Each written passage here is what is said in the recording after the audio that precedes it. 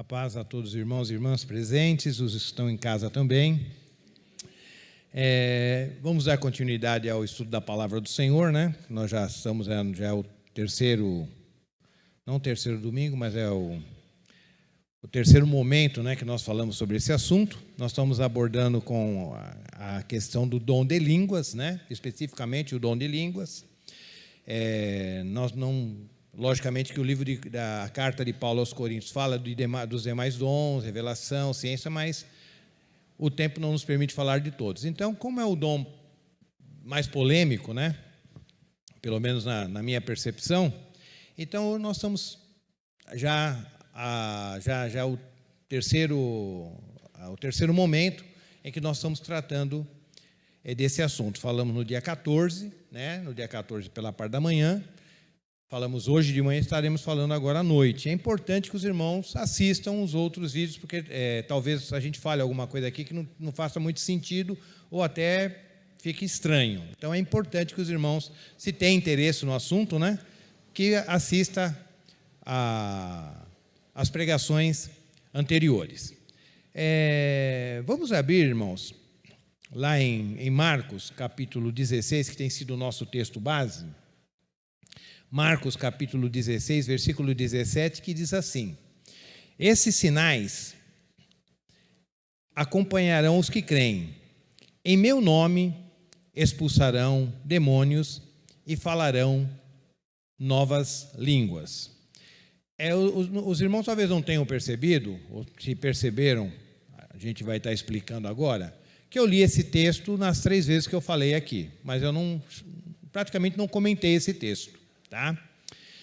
E essa aqui é uma fala de Jesus. Então, por isso se torna mais sério você falar que uma coisa aconteceu, deixou de acontecer, parou de acontecer, que é no caso da questão das línguas. Que aqui o próprio Senhor está falando que serão faladas novas línguas. É Jesus falando. Então, a gente tem que ter todo um cuidado para estar dizendo isso aqui.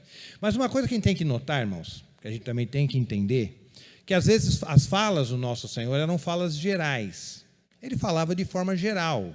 E nas cartas, algumas falas de Jesus eram explicadas, eram detalhadas. Quem lê esse texto, se não tivesse as cartas de Paulo, o Novo Testamento se limitasse apenas aos evangelhos, a gente ia falar, bom, todo mundo tem que falar em línguas mesmo, porque o próprio Jesus falou que aqueles que creem falarão em novas línguas. E também todo mundo vai expulsar demônio, todo mundo vai curar. Então, quer dizer, mas Jesus, a gente sabe que depois, na progressão da revelação, nós vamos percebendo que as coisas vão sendo colocadas no seu devido lugar. E o próprio Paulo fala, todos falam em línguas? Ah, mas Jesus falou que era todo mundo, mas Paulo explica.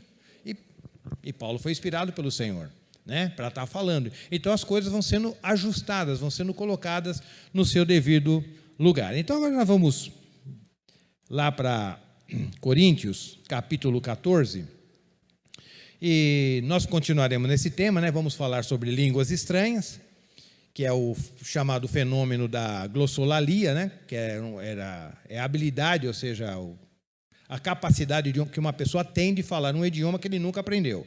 Esse é o significado da palavra glossolalia. E o objetivo, né, da gente estar falando desse tema não é atacar ninguém. Falei no dia 14, falei de manhã, falo de noite e vou repetir. Né, porque, de repente, uma pessoa ouve a de hoje, eu não fiz essa ressalva, e a pessoa pode achar que aí o objetivo aqui é atacar os nossos amados irmãos pentecostais, porque eles têm essa prática das línguas, e a ideia não é essa. A ideia é corrigir a teologia. Assim como existe erro de um lado, existe erro de outro, e precisa ser corrigido. Erros teológicos, porque a Bíblia é a palavra de Deus, a teologia é coisa do homem. Então, o homem tem uma tendência muito grande de puxar a sardinha para o seu lado. E, às vezes, pela palavra, a gente tem que fazer algumas correções. Tá? Então, o objetivo não é atacar os irmãos ou mostrar que somos melhores do que eles, que eles estão errados, nós somos certos. Não. É fazer uma correção nesse ponto, que é o ponto das línguas estranhas. Sendo muito honesto, é um ponto que tem trazido, hoje nem tanto, mas que já trouxe muita confusão. Já trouxe divisão em meio da igreja, já separou família.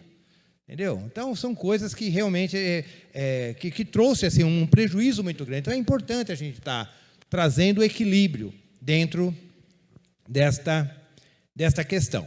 Como os irmãos estão vendo, eu coloquei esse quadro aqui de manhã e eu vou repetir, porque isso aqui são algumas noções de hermenêutica, de interpretação bíblica. É um resuminho de interpretação bíblica que, se uma vez que isso seja muito claro na nossa mente, pode nos ajudar a ter um ganho maior na leitura das Escrituras. Tá? Então, aqui em cima está escrito o quê? É a inspiração do Espírito Santo. Quer dizer, todo o texto bíblico, os 66 livros da Bíblia, eles foram inspirados pelo Espírito Santo. O Espírito Santo levantou homens santos e deu a eles inspiração para que eles escrevessem as Escrituras. E nós falamos de manhã que não foi nada assim um transe, o profeta entrava em transe e começava a escrever, o Daniel, o Jeremias, Isaías, não era transe. Eles estavam muito conscientes, mas aquilo que eles estavam escrevendo, eles tinham consciência que era uma mensagem enviada por Deus. Tanto é que eles falam, assim diz o Senhor, né, sentença do Senhor ao povo. Então, eles tinham consciência que era Deus que estava dando aquela revelação. Porém, eles tinham consciência e estavam conscientes no momento em que eles estavam escrevendo, a ponto de, muitas vezes, eles pedirem para alguém, editar para alguém, chamar lá um profissional da época, que chamava amanuense, para fazer a cópia daquilo que Deus estava revelando para ele, para que ficasse registrado. Então, é importante nós entendermos que era o Espírito Santo que inspirou a palavra de Deus, e inspirou para pessoas que eram pessoas santas de Deus, separadas por Deus. Só que aquela pessoa, esse autor, seja Paulo, seja Isaías, seja Jeremias, seja Moisés, seja quem for, quando eles escreviam, estavam fazendo o registro daquilo que Deus estava revelando, eles estavam pensando no quê? Eles estavam pensando numa situação que eles estavam vivendo. Então, eles estavam pensando no seu contexto da sua época, naquilo que estava acontecendo. Eu falei isso de manhã, mas eu acho que é importante eu estar reforçando isso agora. Então, eles não escreviam o texto da Bíblia sem um propósito, sem um objetivo. Não, eles estavam pensando num momento que eles estavam vivendo.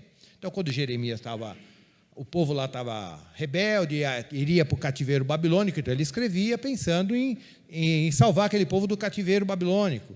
Tá? Quando Daniel escreveu, quando ele repreendeu lá os babilônios, que eles iam ser vencidos pela Síria, por aí vai. Então existia um contexto. Então, quando o autor bíblico estava escrevendo, ele estava pensando no momento que ele estava vivendo. Eu creio que eles não imaginavam que a palavra que eles estavam escrevendo ia chegar até nós. 3.000 anos depois, 4.000 anos depois, 2.000 anos depois. Ele estava pensando que ia atender a necessidade daquele momento que eles estavam vivendo. Então, isso é importante a gente entender. Por que é importante? Porque a palavra de Deus é para todos. Né? A palavra de Deus ela foi escrita para a salvação de toda a humanidade, para trazer salvação, para trazer correção, para trazer consolação para todos nós. Né? Mas... E qual é o nosso erro? Que a gente pega essa mesma palavra e quer aplicar na nossa vida. Aqui está escrito aplicação. Então, a gente pega um texto bíblico e quer fazer aplicação na nossa vida sem saber o porquê que aquela palavra foi escrita. Então, qual é a sequência mais segura? E mesmo assim, às vezes, a gente tropeça. Mas qual que é o mais seguro? Qual que é a ideia do autor? Para quem que ele escreveu aquilo? Com qual objetivo ele escreveu aquele texto? Com qual objetivo Paulo escreveu a carta à igreja aos Coríntios? O que ele estava pensando? Qual que era a ideia dele? O que ele queria corrigir? Quando ele escreveu para Colossenses, quando João escreveu o Apocalipse, o que ele estava pensando? Qual era o contexto que ele estava pensando? Uma vez eu entendendo isso, aí sim eu vou fazer a aplicação para a minha vida, ou para a igreja, ou seja como for. Tá? E aqui no meio está escrito lapso histórico, né? Porque aqui são várias épocas, né? Do momento em que o texto foi escrito até os nossos dias. Então, em cada época, cada um fez a aplicação de acordo com aquilo que entendeu. Então, hoje, nós pegamos um texto bíblico, então qual é o exercício que nós temos que fazer? A lição de casa. Primeiro, por que esse texto foi escrito? Qual foi o objetivo? Entendi o objetivo? Como eu aplico esse texto para a minha vida hoje? Hoje até usamos um exemplo, né? João, por exemplo, falou assim, aqueles que pecam para a morte, eu digo para que vocês não orem por essas pessoas. Pessoas que pecaram para a morte, por essas pessoas vocês não devem orar. Aí eu falo, mas o que é pecado para a morte? Não sei, eu não sei. Tem algumas opções aí do que seria o pecado para a morte. Talvez os irmãos tenham também alguma conclusão. Mas eu não entendi o que é pecado para a morte. Mas eu não entendi, mas mesmo assim, aquela pessoa ali, eu não gosto dele, não vou orar por ele, que acha que ele pecou para a morte. Não, não é assim. Primeiro eu tenho que entender. Mas eu não entendi. Se você não entendeu, então não ore. Não deixe de orar, melhor dizendo. Não deixe de orar por ninguém baseado nesse texto, uma vez que você não entendeu o texto. Então, seja humilde e fale, Senhor, eu não entendi o que é o pecado para a morte, então eu vou continuar orando por todo mundo. Que é até mais seguro, né? Jesus mandou orar por inimigo, mandou orar por todo mundo. Então, agora, o dia que eu entender o que é o pecado para a morte, aí eu vou deixar de orar por alguma pessoa, se eu entender que realmente que aquela pessoa pecou para a morte. Então, essas coisas são muito importantes, entender o contexto. Tá? Então, lá João falou aquilo, os irmãos lá entenderam perfeitamente o que ele quis dizer. Mas talvez nós não tivemos não estamos tendo o mesmo alcance. E por isso, nós devemos ter cuidado na aplicação. Bom, mas como foi combinado hoje, irmãos, nós iríamos trabalhar hoje no livro de Coríntios para entendermos a aplicação correta das línguas hoje. Entender por que era importante para eles, por que estava tendo tanta confusão lá na época deles com relação às línguas, e como nós podemos aplicar as línguas estranhas hoje, se é que devemos aplicar ou não. Então é importante nós entendermos primeiro o contexto da época, para depois fazermos uma aplicação mais segura. Tá? Vamos lá então, 1 aos Coríntios, capítulo 14, nós vamos tentar ler o capítulo inteiro explicando. Vamos começar a ler de 1 a 12, que diz assim: segui o caminho do amor e exercei com zelo os dons espirituais, contudo especialmente o dom de profecia. Começa o problema aí, né? Portanto, quem se expressa, ou quem fala em língua estranha, presta bem atenção na leitura, irmão, porque a própria leitura já vai resolver um monte de problema nosso. O problema é que às vezes a gente lê e não quer aceitar o que a Bíblia está dizendo. Mas só a leitura já vai esclarecer e resolver muitos problemas na nossa cabeça. Portanto, quem se expressa em língua estranha não fala aos homens, mas a Deus. De fato, ninguém o compreende. Quem está falando em língua estranha não é compreendido por ninguém, pois em espírito fala em mistério. Então, Paulo está reconhecendo que o dom de línguas, ainda que ninguém esteja interpretando, é uma coisa que foi dada pelo Espírito Santo, como está escrito ali em 1 Coríntios, capítulo 12, versículo 11, que é o Espírito Santo que distribui os dons conforme ele quer. Então, nesse caso, nesse contexto, as línguas eram uma coisa mandada por Deus. Não tem o que discutir aqui. Tá? A questão aqui não é que esse dom de língua era de Deus, a questão era como isso estava sendo exercido na igreja. Então, a correção de Paulo, olha, nós precisamos corrigir isso. Não é que isso está errado ou está certo. A dúvida não era se a língua é de Deus ou não é de Deus. A questão era como que nós temos que exercer esse dom. Portanto, quem se expressa em língua estranha não fala aos homens, mas a Deus. De fato, ninguém compreende, pois em espírito fala em mistérios. Entretanto, quem profetiza, e profetizar não é só no sentido de você predizer, profecia tem dois sentidos, tem o sentido de predizer, sim, você fala alguma coisa que vai acontecer, e tem o sentido de preleção, você está ensinando, dando uma palavra também, a palavra profecia também significa uma pregação, então não só predição, como também pregação. Entretanto, quem profetiza o faz claramente para edificação. Não, vamos ler o 2, né? Portanto, quem se expressa em língua estranha não fala aos homens, mas a Deus. De fato, ninguém compreende, pois em espírito fala mistério. Entretanto, quem profetiza faz claramente para edificação, encorajamento e consolação de todas as pessoas. Quem fala em uma determinada língua, a si mesmo se edifica. Mas quem profetiza edifica a igreja. Qual que era a questão? Usar um dom que edificasse o maior número de pessoas possíveis. É isso que Paulo estava falando. Ele não está falando, a língua está errada. Ele está falando, você vai produzir muito mais resultado para a igreja se você orar em línguas. Então você vai exercer, isso é uma forma de você manifestar o seu amor pelos irmãos. As línguas eram um dom pessoal, edificava a pessoa, mas quem estava ouvindo não entendia nada e não era edificado. Quem fala em uma determinada língua, a si mesmo se edifica, mas quem profetiza edifica a igreja. Gostaria que todos vós falasseis em língua. Todavia, mas por que ele gostaria e não conseguia? Porque o Espírito Santo não distribui as línguas para todo mundo, não distribui profecia para todo mundo, não distribui a revelação para todo mundo. Quer dizer, o Espírito Santo distribui os dons para cada um conforme ele quer.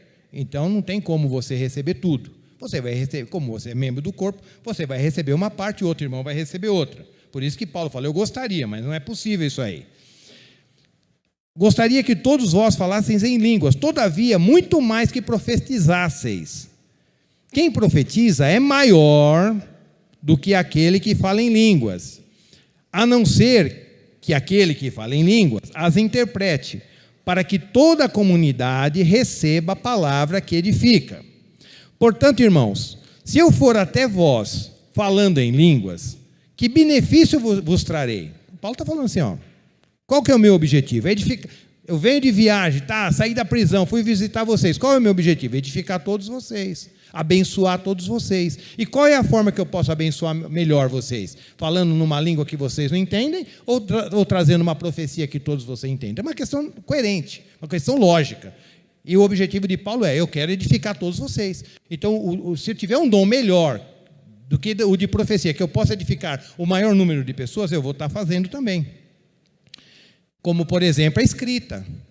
Paulo, quando estava profetizando, ele estava abençoando quem? As pessoas que estavam ouvindo ele. Mas quando ele escrevia uma carta, ele está nos abençoando até hoje. Então, o dom da escrita é maior até do que o dom de profecia, se nós fosse pensar dessa maneira. Para Paulo era mais negócio ele escrever, ele sabia que ele ia alcançar mais pessoas com aquilo que ele estava escrevendo, do que com aquilo que ele estava falando, porque ele ia pegar um público maior.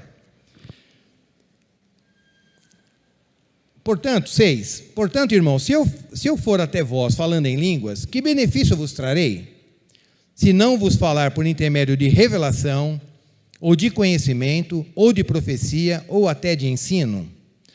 E revelação aqui, irmãos, mas depois eu falo mais na frente. Até mesmo considerando objetos sem vida, mas que produzem sons, tais como flauta ou harpa, como alguém poderá reconhecer a música que está sendo tocada se os sons formados por elas não forem distintos? Isso para o músico é muito claro. Não adianta, se o Bruno der um sol ali no teclado e o Júnior der um lá aqui, vai dar confusão.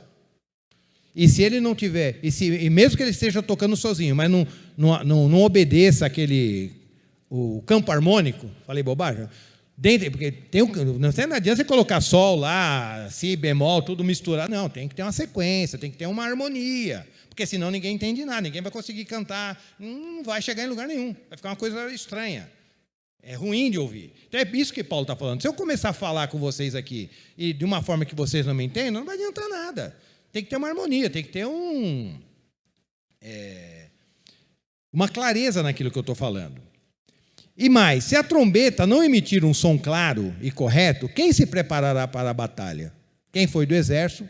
Não tem um toque lá para o pessoal acordar? Quem é do exército aí? Tem esse negócio? Não sei.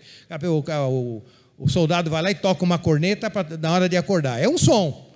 Mas se for para um treinamento, se for para uma batalha, é outro som. Se de repente ele esquece e toca a música de se preparar para a guerra de manhã, os caras vão levantar diferente. Ou estão sendo atacados aí porque estão tocando o som de batalha. E se na hora que o pessoal está tudo acordado, ele toca o som de acordar, esse cara está xarope das ideias, todo mundo acordado aqui, ele está... Então, quer dizer, tem que ter um sentido, tem que ter uma lógica.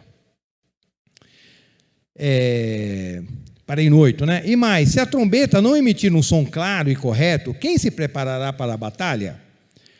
Da mesma maneira, vós, se com a língua não pronunciardes sons que se podem entender, como se compreenderá o que dizeis? Pois estareis como que jogando palavras ao vento. Realmente há diversos idiomas no mundo, contudo, nenhum deles sem sentido. Portanto, se eu não compreender o significado do que alguém está comunicando, serei estrangeiro para quem fala e tal pessoa estranha para mim. Então, Paulo está falando o quê? Irmão, nós precisamos, para que a igreja seja edificada, vocês precisam falar a mesma língua. É racional. Paulo está falando, nós temos que ter um culto racional, um culto que você entra, sai entendendo aquilo que foi falado. É isso que Paulo está falando, irmão. É só interpretar o texto. Ele não está falando nada de muito espiritual aqui, não. Ele está falando uma coisa lógica. Hoje eu estava chegando em casa, apareceu um filme lá de uma pessoa que chegou que era empregada, era uma chinesa, era uma empregada doméstica lá numa casa de uma francesa, e ela trouxe o filho para trabalhar na casa. Só que ela fugiu, eu não assisti o final do filme, mas achei interessante, porque calhou de eu ver isso hoje, né? Aí essa mulher chinesa, que era mãe desse menino, foi embora. Falou que ela ia resolver uma coisa e já voltava, só que ela fugiu e deixou o menino chinês na casa dessa francesa. Só que o menino tinha 7 anos e não só falava chinês. Ela falava tudo com o menino, fazia gesto, dava cambalhota, e o menino não entendia nada. Aí ela começou a ter que aprender chinês para poder se comunicar com esse menino. Então é isso aqui que Paulo está falando. É isso que Paulo está falando. Se você o chinês para aquele menino fazia todo sentido, como o francês para aquela moça fazia todo sentido. Mas um conversando com o outro não dava em nada. Era confusão. Não tinha proveito nenhum. Aí ela teve que ceder, falou, como eu que estou cuidando do menino, eu vou aprender um pouco de chinês para poder me comunicar o mínimo possível com essa criança. Então é isso que Paulo está dizendo. Então é muito bonito, é muito espiritual você estar falando em línguas, mas só que você está ajudando a você. Mas e os demais? E os demais? O que os demais estão ganhando e sendo edificados com isso aí? Vamos para o versículo 13. Sendo assim... 14, 13 de Coríntios. Sendo assim, aquele que fala em uma língua, ore para que possa interpretá-la corretamente. Então, aqui começa o negócio. Então, Paulo não está falando mal das línguas, irmãos. Ele não está falando que, ali em Corinto, nem estamos chegando aqui na gente ainda, hein? Lá em Corinto, que a língua era uma coisa errada. Mas ele fala, bom, você quer orar em línguas? Tranquilo? Então, qual é o objetivo? É que que o maior número de pessoas seja edificado. Não estou acompanhando. Esse era o argumento de Paulo. Você tem que edificar se você é igreja, você é corpo de Cristo, então você tem que edificar o maior número de pessoas possível. E você já entendeu que você falar em língua, você só edifica você mesmo. E olhe lá, hein? Depois a gente vai ver que nem você mesmo você edifica direito. Mas você só está edificando a você mesmo. Mas já que você quer glamurar esse dom de língua, você quer exaltar esse dom de línguas, você acha ele muito importante, então ore para que você possa interpretar. E aí eu faço uma pergunta para os irmãos. Eu convivi muito tempo com irmãos pentecostais, não tenho problema nenhum com eles, amo eles até hoje, tem muitos que eu ainda tenho um bom contato, um bom relacionamento, que a questão não é essa. Mas eu convivi dentro desse contexto de cultos pentecostais, com línguas e tudo mais. Então eu via, por exemplo, uma igreja com 200 pessoas. 210 falavam em línguas. Mas ninguém interpretava. Então eu via uma ênfase. Eu estou sendo honesto. Se eu estiver falando bobagem aqui, os irmãos pentecostais que eu sei que tem aqui, podem me puxar a orelha depois. Ou até agora, se quiser. Mas pessoa que interpretava, dom de interpretação não era tão incentivado e estimulado como era estimulado o dom de línguas. Então, isso já era um problema, eu achava estranho. Falei, como que todo mundo, na hora do culto, começa todo mundo a orar em línguas e não tem ninguém para interpretar? Será que Deus não está querendo falar alguma coisa com a igreja entre todos esses irmãos? É uma crítica que eu estou fazendo, mas é uma crítica lógica. Porque eu vi o texto falando, se você está orando em línguas, você está sendo edificado, mas aquele que está ouvindo você não está sendo, e se você não tiver interpretação, nem você está sendo edificado. O teu espírito está orando bem, mas o seu entendimento está vazio. Então, você quer orar em línguas? Então ore para que você possa interpretar também. E agora, por que não é estimulado a interpretação? Por que a mesma ênfase que se dá para se falar em línguas, entre os irmãos pentecostais clássicos, e até entre alguns batistas renovados, a mesma ênfase que é dada para o falar em língua não é dada para a interpretação. Sabe por que não é, irmão? Sabe por que as pessoas não dão a mesma ênfase? Porque a interpretação envolve responsabilidade. Que você interpretar uma língua de alguém, você tem que estar muito consciente daquilo que você está falando. A responsabilidade é grande, a seriedade é outra. Falar em línguas, tudo bem, ninguém está entendendo. Agora, se você ou não, Deus está me mostrando que está me dando a interpretação da sua língua. E essa interpretação é por irmão tal. Então, a responsabilidade é outra. Então, você tem que estar sabendo o que você está falando. Então, por isso, por causa, com certeza, do medo, as pessoas não incentivam a interpretação da língua da mesma maneira que incentivam o falar em línguas. Então, irmãos, estão entendendo? Está tranquilo, irmão? Posso continuar ainda até às 7h30? Sim ou não? Sim, né? Fazer o quê, né? Se você falar não, você vai continuar do mesmo jeito, né? Vamos lá, no versículo 14, irmãos. Diz assim: pois se eu oro em uma língua, o meu espírito também ora. Então, isso é uma coisa bem espiritual, né? Mas o meu intelecto fica improdutivo.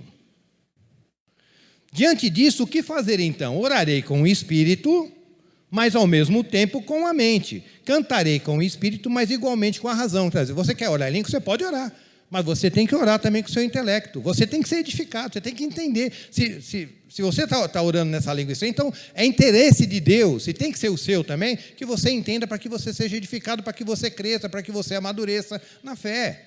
Senão vai ser palavra jogada fora, palavras ao vento. Palavras jogadas ao vento. E Deus está falando, não, eu quero que vocês aproveitem e entendam que orar em línguas é bom. Paulo não está dizendo que seja ruim, que não seja bíblico, mas sem interpretação não tem serventia nenhuma. Então, você orar no seu vernáculo, ou na sua própria língua, nós que somos brasileiros, orarmos em português tem muito mais produtivo, muito mais significado e vai trazer muito mais resultado do que você orar numa língua que você não conhece, ainda que o seu espírito esteja orando bem. Mas se o seu intelecto não está entendendo, não vai te fazer crescer. Então é uma questão de lógica, irmãos. Então qual é o objetivo? É trazer-nos para o equilíbrio. É fazer com que nós tenhamos mais edificação e tenhamos mais resultado na nossa vida cristã. Bom, lá em Efésios capítulo 6, versículo 8...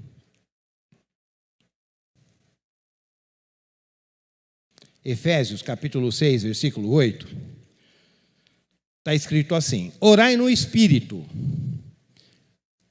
em todas as circunstâncias, com toda petição e humilde insistência. Tendo isso em mente, vigiai com toda perseverança na oração com todos os santos. Então, a expressão que eu quero destacar aqui é essa: orai no Espírito. Por que eu estou fazendo esse destaque? Justamente por causa desse Coríntios 14, 15. Diante disso, o que fazer então? Orarei com o Espírito, mas ao mesmo tempo com a mente. Cantarei com o Espírito igualmente com a razão. Então, existiu uma teologia também, essa não é uma teologia do pentecostalismo clássico, já é uma teologia neopentecostal, já mais nova, que falava assim, que orar em línguas é a mesma coisa de Efésios, esse orar em línguas aqui de Coríntios 14, 15, é o mesmo orar em espírito de Efésios 6, 18. E não é. Orar em espírito lá em Efésios 6, 18 é você orar na vontade de Deus. Você entender a vontade de Deus e fazer uma oração entendendo a vontade de Deus. Então começou um modismo que orar em espírito era orar em línguas. Então, as pessoas começaram a divulgar essa teologia. Então, quanto mais você orar em línguas, mais espiritual você vai ser. Mais espiritual você será. Então começou a se divulgar essa teologia. Por quê? Porque lá em Efésios 6, 18, diz que você tem que orar no Espírito. Mas o que é orar no Espírito? Orar no Espírito é lá o que Paulo falou. Se eu orar no meu Espírito, eu estou orando bem. Meu entendimento está improdutivo, mas o meu Espírito está bem. Então você tem que exercitar essa questão de orar no Espírito. Então começa a fazer as confusões. Por quê? Não entendeu o contexto e quer fazer a aplicação. E aí é que começam os problemas. Está vendo como que é importante isso aqui? Você aplicar uma coisa porque você não entendeu. Um texto não tem nada a ver com o outro. Não tem nada a ver com o outro. Até porque ele fala, se você se o seu intelecto não estiver entendendo, não adianta nada. Mas aí os irmãos dessa linha neopentecostal, não contentes, eles falam assim, não, mas orar em línguas é um ato de fé. Começou a complicação de novo. Porque dentro do pentecostalismo clássico, que eu acho que são experiências sérias e tal, e eu não discuto isso. as pessoas estavam ali em oração e, de repente, o Espírito vinha sobre os irmãos e segundo eles, recebem a segunda bênção, começam a falar em línguas e tal. Mas o ensinamento do neopentecostalismo é diferente. Eles começaram a ensinar o seguinte: não, você não precisa ir em reunião nenhuma, em vigília, e ficar uma semana orando, fazendo jejum para receber o dom de línguas, não. Você recebe isso pela fé. Baseado em quê? Ele falou: como é que você recebeu Jesus na sua vida? Não, eu criei na palavra do Jesus e recebi Jesus no meu coração. Não foi pela fé? Você sentiu algum estremelique? Não, eu recebi Jesus tranquilo. Eu entendi a palavra e aceitei Jesus no meu coração. Então, falar em línguas é a mesma coisa. Você simplesmente... Como que você fala o português? Você não abre a boca e começa a falar? Então, você abre a boca e começa a falar uma língua que você nunca falou. Era assim. É assim que eu fui ensinado.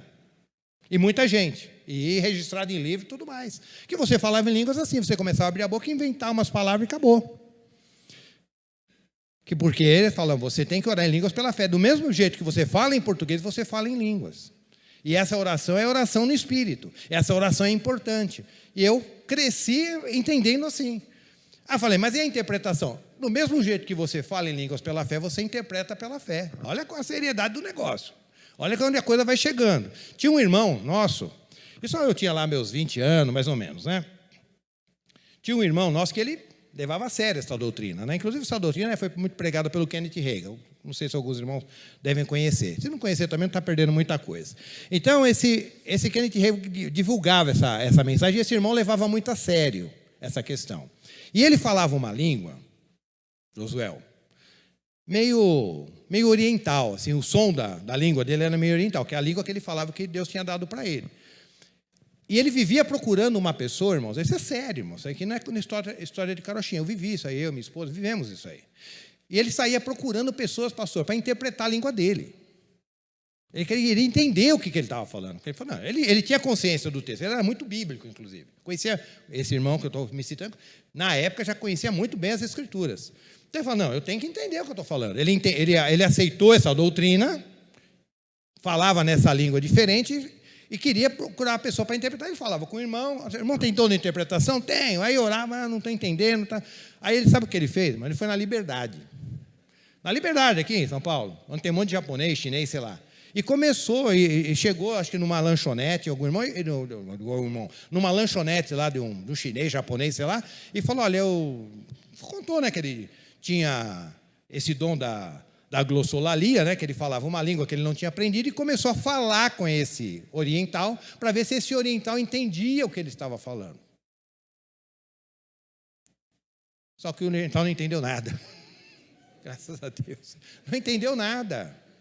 Mas por que eu estou contando essas histórias? Por causa do absurdo que a gente chega por não aplicar direito a palavra de Deus. Por não ficar com o texto do jeito que ele é. Paulo está todo o tempo falando, olha, o dom de línguas é importante, mas não é o mais importante. O mais importante é você profetizar. Você quer falar em línguas? Então interpreta. Se você não interpreta, o que você tem que fazer? Fica calado na igreja.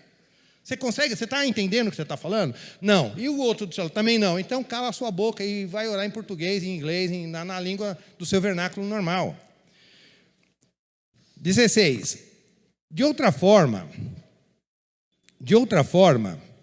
se louvares a Deus apenas com o teu espírito, como poderá alguém que está entre os não instruídos declarar amém à tua ação de graças, visto que não entende o que dizes?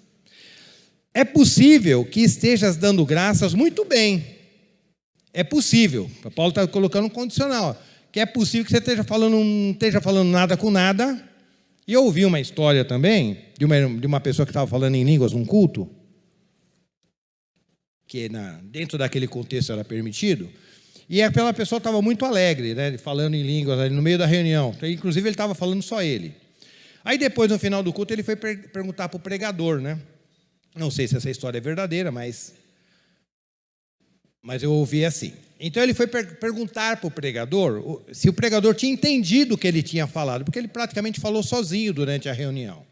Ele falou, não, eu entendi sim, irmão. Eu entendi o que você falou. Ele falou, é mesmo, irmão? Então, o que foi que eu falei? Ele falou, foi tão sujo aquilo que você falou, que não tem nem como eu te falar aqui agora. Então, tem tudo isso no meio. Tem tudo isso no meio.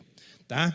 Mas eu não quero, irmão, que você se prenda à experiência de A, à experiência de B, mas do que está escrito na palavra. Paulo está falando, é possível que você esteja dando graças muito bem, mas o teu semelhante não está sendo edificado.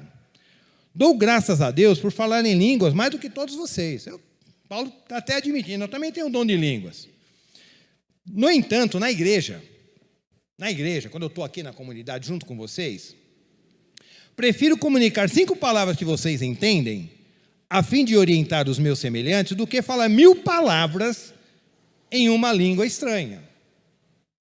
Irmãos, olha a conclusão que ele dá. Irmãos, não sejais infantis. Olha uma palavra dura. Irmão, não seja criança em vossa maneira de pensar. Porém, quanto ao mal, sede como crianças. Para pecar, seja uma criança para pecar. Contudo, adultos no quanto ao entendimento. Se você está percebendo que essa prática sua não está ajudando ninguém, para com isso, irmão. Procura uma coisa que vai ajudar mais gente. Se você acha que escrever num livro você vai edificar mais pessoas, então escreva um livro. Se você acha que, isso guardando as devidas proporções, com todo cuidado, se você ir para a televisão, você vai ganhar mais pessoas, então vai para a televisão. A maneira que você tem, que possa trazer maior edificação, use essa maneira, que está à tua disposição. Vamos lá para os versículos 21 a 25. Pois está escrito na lei, por meio de homens de outras línguas e por intermédio de lábios estrangeiros, falarei a esse povo. Esse é um texto também um pouquinho que Paulo pensou do Velho Testamento, que a gente vai explicar. Todavia, mesmo assim, eles não me ouvirão, diz o Senhor. Desse modo, as línguas são um sinal não para os crentes, mas para os incrédulos. Paulo explicando. A profecia, entretanto, não é um sinal para os não crentes, mas para os cristãos. Se, portanto, toda a igreja se reunir num lugar e todos falarem em línguas, e entrarem pessoas não instruídas ou descrentes, por acaso não direis, estáis loucos? Vocês estão xarope das ideias? O que vocês estão falando aí que ninguém entende? É isso que Paulo está falando, irmão. Ordem no culto. Entra uma pessoa, está todo mundo aqui orando em línguas, entra uma pessoa incrédula lá na igreja, começa a ouvir todos vocês falando em línguas, ele vai falar que vocês estão loucos. Mas a gente leva isso a sério? Não leva, irmãos. Os nossos irmãos pentecostais, se tiverem assim, eu os amo, mas nós não levamos isso a sério. Isso é sério, é a palavra de Deus. E eu não tenho medo de dizer. Eu não tenho medo de dizer. Talvez mas você está num contexto batista, mas é importante nós falarmos, porque está escrito. Se todo mundo começar a falar em línguas, é absurdo, é ridículo, é irracional, é ilógico. Paulo está falando aqui, está chamando a igreja de infantil. Se vocês realmente fossem maduros, vocês não estariam agindo dessa maneira, vocês estariam agindo de outra maneira. É uma palavra dura, irmãos? Mas é a palavra de Deus, eu não estou inventando nada. Quer processa o Espírito Santo aqui, porque eu estou só lendo aquilo que está escrito, ou a Paulo, que escreveu. Mas se todos profetizarem, e alguém incrédulo ou não instruído entrar, será por todos convencido de que o pecado, será por todos convencido de que é pecador, e por todos será julgado. Os segredos do seu coração se tornarão manifestos, e assim, prostrando-se rosto em terra, adorará a Deus, testemunhando, em realidade, Deus está entre nós. Então Paulo fala, profetizem. Fale aquilo que os irmãos possam entender, porque isso vai trazer consolação, isso vai trazer edificação, isso vai trazer ensino. E quando Paulo fala assim, está escrito na sua lei no 21, que a homens de outras línguas, por intermédio de lábios estrangeiros, eu vou corrigir esse povo, foi justamente quando os assírios invadiram o reino do norte, o reino do norte estava em pecado, os assírios invadiram, derrubaram as nações do norte, as 10 nações do norte, os levaram escravos, depois mandaram outros povos para ocupar ali Samaria, e aí Paulo, as línguas foi um sinal para eles. Eles não entendiam a língua dos assírios, mas Deus usou aquelas línguas estranhas, que era a língua dos assírios, para corrigir aquele povo. Então foi um sinal para os incrédulos. Então é nesse sentido que Paulo está dizendo. Mas ele faz o contraponto. Mas a profecia é para nós, os crentes. Porque Deus quer que a gente entenda. O propósito de Deus é que você entenda a sua palavra. O propósito de Deus é que você possa absorver e comer essa palavra. E não ficar ouvindo uma coisa que você vai para casa, oh, que lindo, maravilhoso, mas não tira você do lugar. Portanto, 26. Portanto, qual a atitude correta, então? Vamos equilibrar o negócio, vamos ajustar. Portanto, qual é a atitude correta, então? Ora, vós reunis cada um, quando vos reunis, cada um tem um salmo, ou uma mensagem de ensino, uma revelação, ou ainda uma palavra em determinada língua, e outro tem a interpretação dessa língua. Tudo seja feito para a edificação da igreja. Então a gente olha isso, a liturgia do culto lá em Corinto, falou, mas lá é legal, hein? O pastor Danilo está pregando, aí um levanta lá e fala um salmo, aí o outro fala, irmão, para tudo que eu tenho uma revelação. Então acha que a coisa funcionava assim. Poderia até funcionar assim, mas por que a liturgia, a forma de culto lá na igreja de Corinto, Paulo apresenta dessa maneira? Porque, irmãos, primeiramente, eles não tinham essa palavra do jeito que nós temos inteira aqui, tá bom, irmão? Quando Paulo estava escrevendo Corinto, eles não tinham ainda, como nós temos aqui, tudo registradinho, junto com Éfeso. Quando ele escreveu essa primeira carta, a segunda ele não tinha escrito ainda, ele não tinha escrito Romanos. Então, irmãos, eles não tinham a palavra de Deus dessa forma já catalogada e ajustadinha como nós temos aqui. Então, às vezes, Deus tinha que usar esses recursos no meio da igreja, porque a igreja estava se expandindo, a igreja estava amadurecendo, a igreja estava crescendo. Então, Deus usava todos os recursos que tinha à disposição até que a sua palavra fosse completa. Até que a sua palavra fosse completa.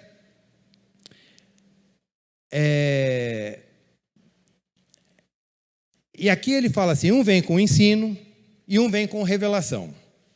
Eu queria fazer um destaque, que a revelação aqui, irmãos, não é essa revelação que a gente vê hoje, tá? Só corrigindo isso aí. Você vai ter um carro novo, hein? Deus está me mostrando que você vai ter uma casa nova. Olha, eu estou vendo uma chave. Não era essa revelação. Estou vendo a chave de uma casa nova aqui. Deus está me mostrando e... Não é isso. Revelação aqui era o entendimento que estava oculto nas Escrituras do Velho Testamento, porque eles só tinham o Velho Testamento. E aquilo estava sendo ainda revelado para Paulo. Então, eu creio que muitas vezes na igreja, Deus até revelava alguma coisa para algum irmão, como revelava para Pedro, para que pudesse sanar, talvez, alguma dúvida, ou trazer algum tipo de livramento ali no momento, por causa de alguma doutrina que estava entrando no meio da igreja, porque tinha muitas doutrinas erradas entrando na igreja. Então, Deus usava esses recursos de revelar, olha, alguém estava ensinando uma coisa e alguém tinha uma revelação, mas Deus, lá nos Salmos, assim, está dizendo assim, eu acho que isso que você está falando não está correto. Então, era muito comum, porque a palavra ainda estava sendo completada, ainda estava sendo escrita. Então, esses recursos eram totalmente normais dentro dessa realidade. Por isso, o culto deles funcionava dessa maneira. Irmãos, eu sei que talvez eu esteja sendo cansativo, mas é a vontade de Deus. Hoje eu vou ter que falar do jeito que eu estou falando mesmo. E não que o irmão, alguém esteja... Eu estou só falando porque eu sei que a forma que nós estamos expondo a palavra está um pouco diferente do normal. Mas é importante que a gente leia o texto, entenda que o texto é muito claro. Às vezes nós é que passamos por cima deles. Bom, indo para o 27. Se alguém falar em uma língua estranha, que é o assunto que nós estamos tratando, que falem somente dois. É isso que acontece?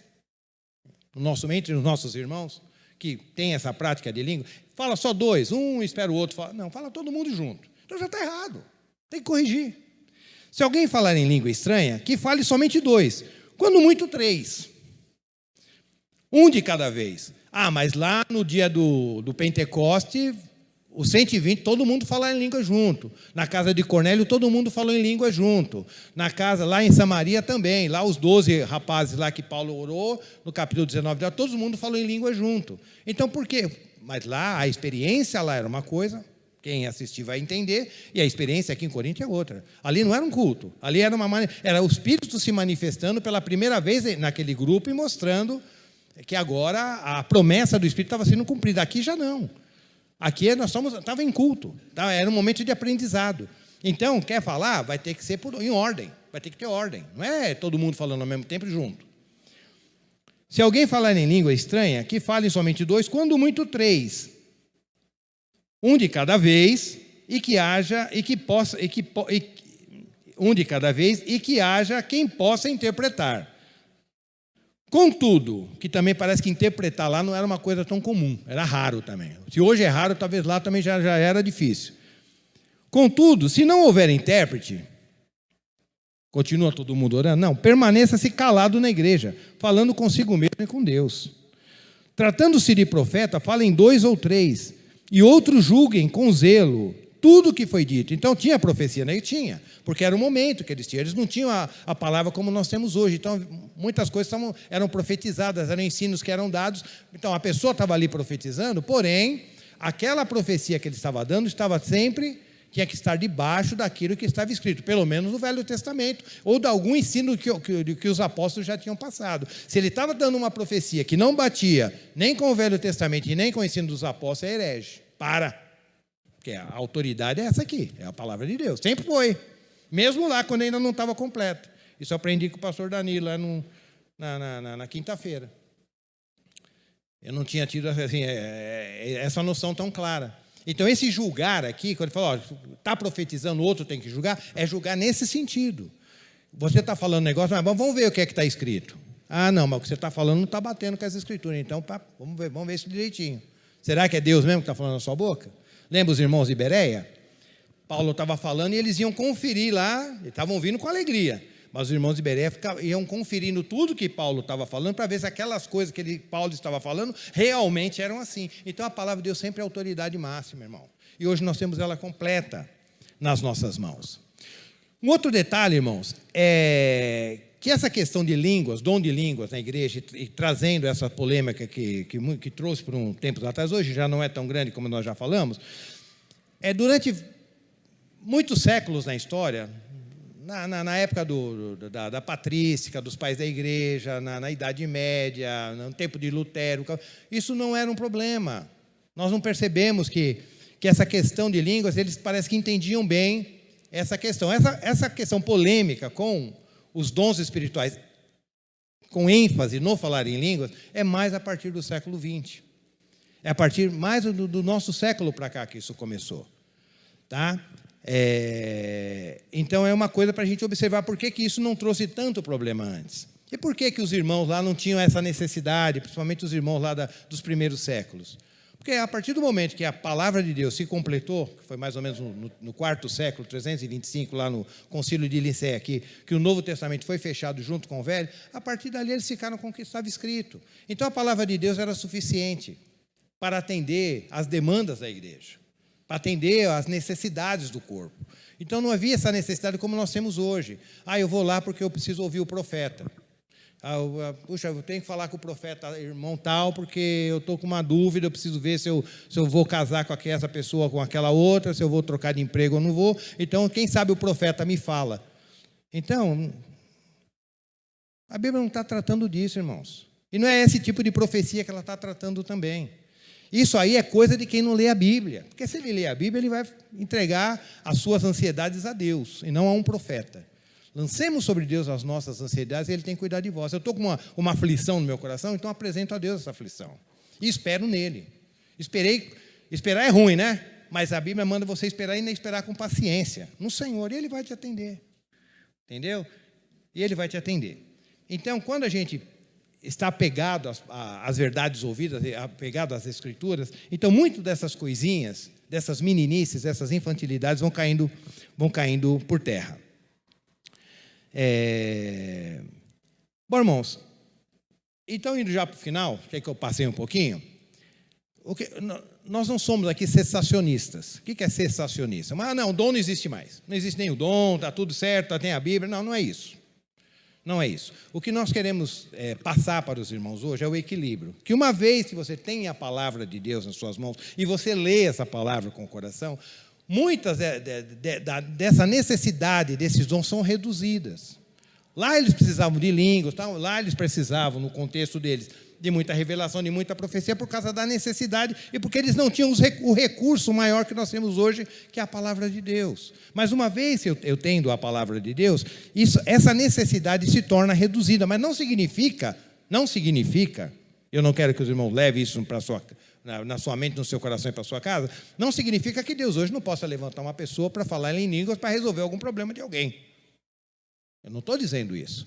Eu não estou dizendo que, de repente, você é mandado como missionário para uma tribo indígena, que nem o irmão Pedro Paulo e a Cidinha. De repente, você chegou lá na tribo, está acontecendo um problema sério, você precisa, de repente, Deus coloca uma palavra no seu coração, mas você nem nunca falou naquela língua, e de repente fala com aquela tribo e aquela tribo se converte. Mas isso não significa que você não vai precisar aprender aquela língua, não vai ter... Não. Pode ser num milagre, numa questão de glossolalia, né? Desse fenômeno, você falar uma língua que você nunca falou, Deus pode continuar fazendo. Deus pode, de repente, trazer uma revelação para você, um sonho com relação a uma pessoa da igreja, e você, olha, irmão, Deus me mostrou tal coisa assim, assim, assim, olha, eu estou te contando, e de repente, olha, irmão, é Deus mesmo, eu estava com esse problema, mas não é uma coisa que você está buscando, uma coisa que Deus deu. Eu não sou contrário a isso. Não sou contrário a isso. Uma vez eu estava numa reunião, irmãos, eu já estou atrasado mesmo, depois já me xingaram mesmo, então eu achei que um pouquinho mais. Mas eu vou contar isso que vai ser importante. Eu estava numa reunião pentecostal, que eu, como eu falei para os irmãos, eu me envolvi muito tempo com isso e com o coração. Não foi meia boca, não. Foi crendo. Hoje, eu retenho o que é bom, mas eu tive que fazer algumas correções também. Mas nós estávamos numa reunião. Vou contar sem autorização da minha esposa, mas acho que ela não vai ficar brava comigo. Nós estávamos numa reunião, numa casa de um irmão, e de repente eu vi que a minha esposa, nós estávamos ali cantando, louvando, culto normal, eu vi que ela estava incomodada, minha esposa, Margarete, do meu lado. Eu vi que ela estava incomodada, não sei se você vai lembrar desse fato. E eu perguntei para ela, Maga, você quer falar alguma coisa? Aí ela falou, não, eu queria falar sim. Aí o que ela falou? Ela tinha um irmão lá na reunião que chamava irmão Moisés.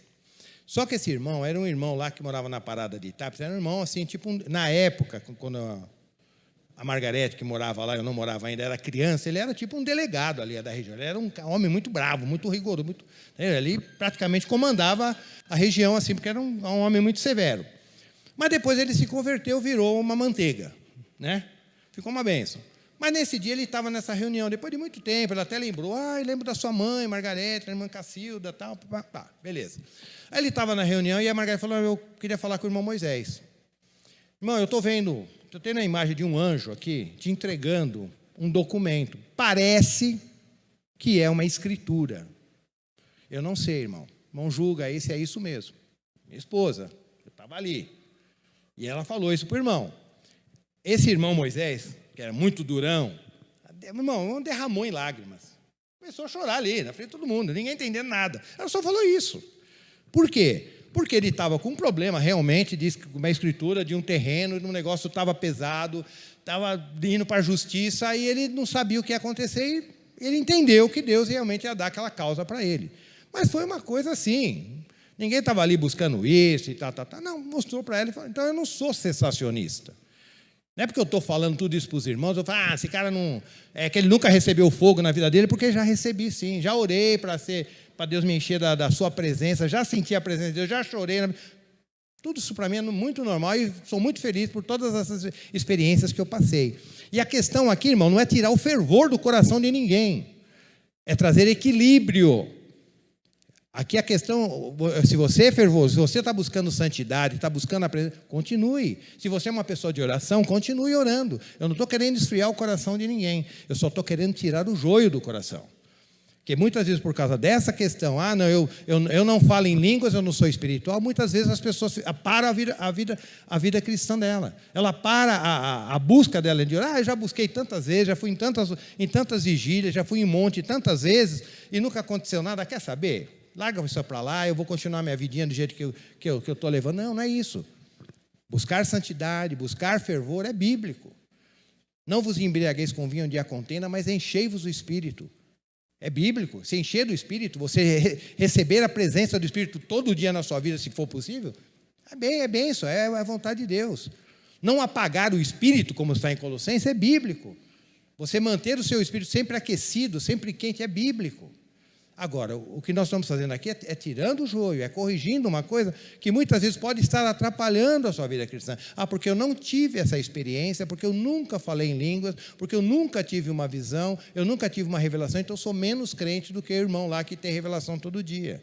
Então eu sou um crente de segunda categoria, sou um crente 1.0, não sou um crente 2.0, 3.0 turbo, porque eu não tive essa experiência A ou B. E isso nada mais é, irmão, do que infantilidade. Isso nada mais é do que meninice, porque se você crê no Senhor e conhece a sua palavra e ama Ele de todo o coração, você é uma pessoa cheia do Espírito Santo e Deus vai usar a sua vida. E se Ele tiver que te dar alguma coisa especial, uma revelação, um sonho especial, Ele, se aprouver ao Senhor, é o Espírito Santo que vai distribuir. Agora, estar na presença dEle e buscá-lo de todo o seu coração, isso é obrigação nossa, isso é um dever nosso. E não é isso que eu estou querendo tirar do coração de ninguém, mas simplesmente trazer a maturidade e não, para que nós não sejamos infantis. Amém, irmãos? Tranquilo? Vamos ficar em pé, então, vamos orar?